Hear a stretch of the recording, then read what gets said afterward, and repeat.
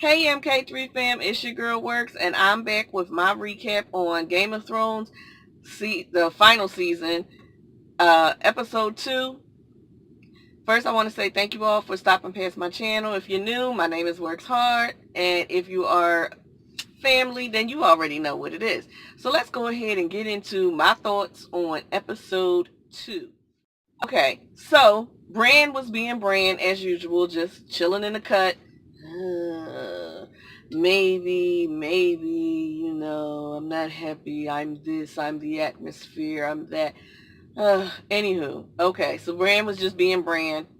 But in the beginning of the episode, when they were all talking about what to do with Sir Jaime, when the conversation was over and Sansa left and then Jon left and then Daenerys left, Daenerys looked around a little bit kind of like that wasn't protocol or something. I don't know. I could have read more into the scene, but it seemed like she might have felt some kind of way that they left the room before she left the room. But like I said, I could be mistaken. If y'all noticed it, leave me a comment down below. Did anyone else have some little heartstrings being tugged last night? Well, Sunday night over Theon Greyjoy. When he stepped in and him and Sansa hugged the way they did, you could just see all the pain that they had went through together, separately, especially because of Ramsay Bolton, and then when Bran said basically he's going to be the bait for the Night King, and Theon said, I'll wait with him, I'll fight, that really just touched me. I was like, okay, some of those things that Theon did, he cannot undo, but, he's definitely trying to make amends. So I was just like, oh, Theon Greyjoy. Now, I really like him. Not as much as Yara, but I really like Theon Greyjoy.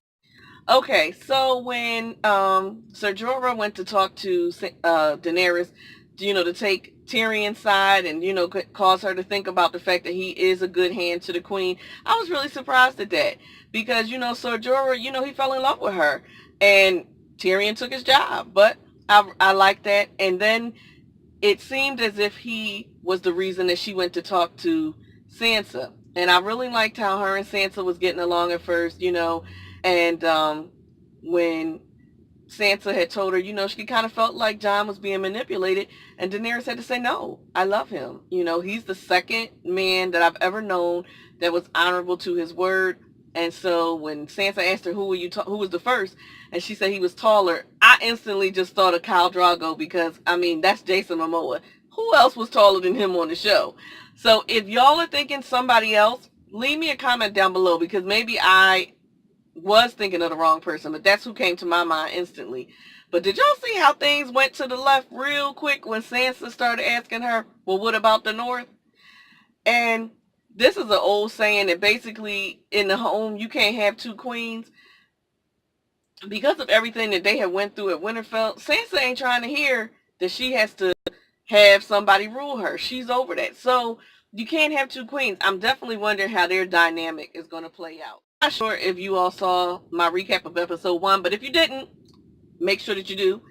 But I said that each episode, if somebody says something like a quote that I like, I'm going to just say that that's my quote of the episode. That's why I said this has to be the Knight of Tormund, because he said so many things that I liked.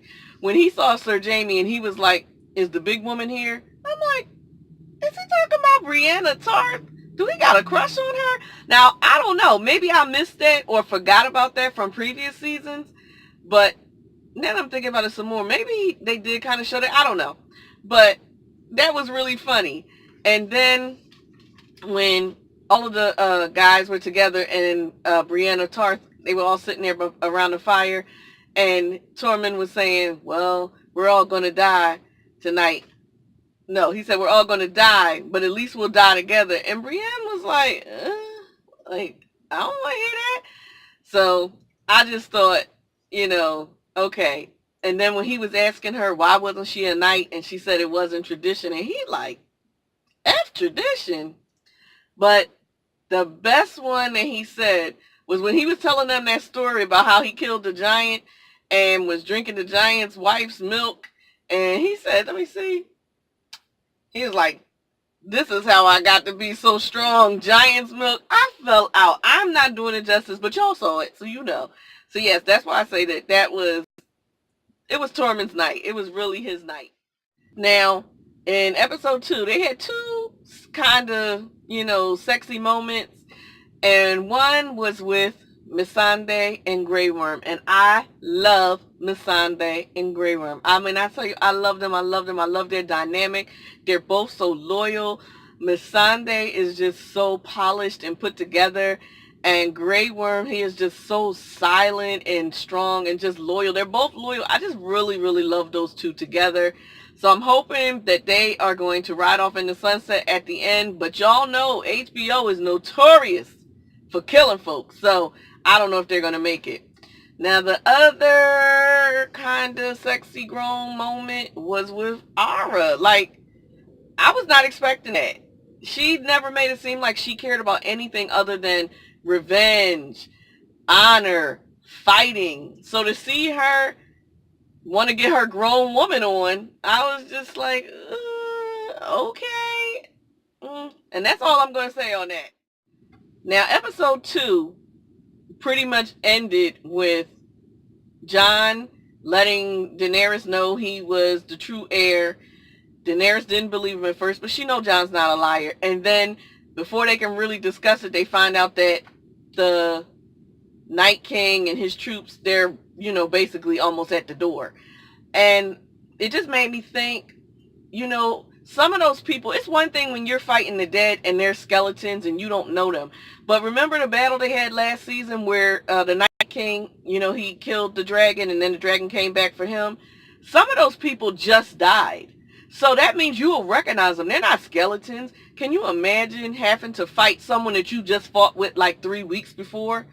I cannot imagine seeing a family member that was dead or a friend that was dead. And then some of those people, they might not even realize that the Night King, brought them back. So that is just, I'm thinking that that's going to be hard if somebody has to see someone that they were close to that recently just passed. What are your thoughts? Do you think that, granted, yes, it's survival of the fittest. You got to do what you got to do. But what if it was someone you were close to? You might feel like, oh, I can't kill them. I can't, I think I could. But I'm just saying, I think it would be kind of tough. Anywho, these are my thoughts on episode 2. And I would love to know what you all thought about episode 2. It wasn't a whole lot of action and anything, but it's kind of just getting you prepared. It's making me think, are they going to make the next couple episodes still deal with like the interpersonal relationships, and then the last episode is the battle? I don't know. What do you think? Anywho, thank you all for supporting this channel. Sharing is caring. Please leave me some comments. Let's get this Game of Thrones dialogue going. Like, comment, subscribe, and you know what it is.